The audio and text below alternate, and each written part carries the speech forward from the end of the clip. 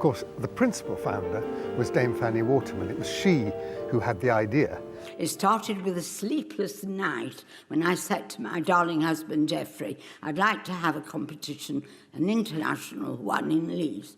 He came from London and he said, it won't work in Leeds, it has to be in a capital city. She realised she couldn't do this on her own. Fanny was nothing if not a very good networker. And she realised that she was going to have some pretty important people on her side, both in terms of money, but also in terms of connections. And Marion Harwood, the Countess of Harwood, was a fantastic person in that respect. Although Fanny and Marion were the two with the sort of artistic vision and, you know, the sort of the real impetus to get it started, there was a third very important part in this, and that, of course, was finding the finance to make it happen. Just as arts funding is very challenging to find these days, so it was in the 1960s. And so I think Fanny and Marion were just so fortunate to have a friend in Rosalind and Jack Lyons, and they provided the funding that was very much needed to get the whole vision off the ground.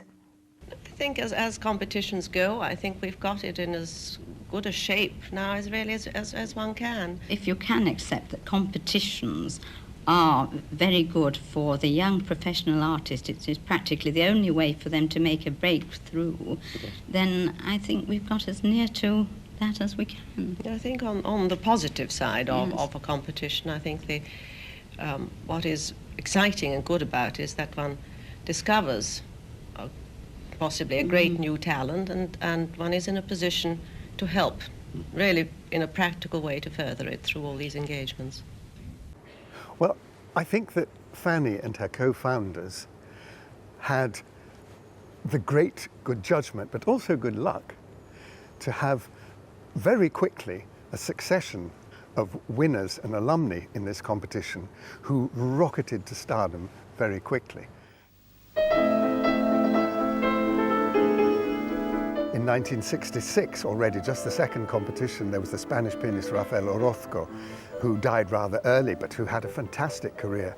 And then in quick succession, there was Radu Lupu in 1969, Murray Parra in 1972, and in 1975, coming second and joint third, were Mitsuko Uchida and Andras Schiff. Now, these names are legendary figures.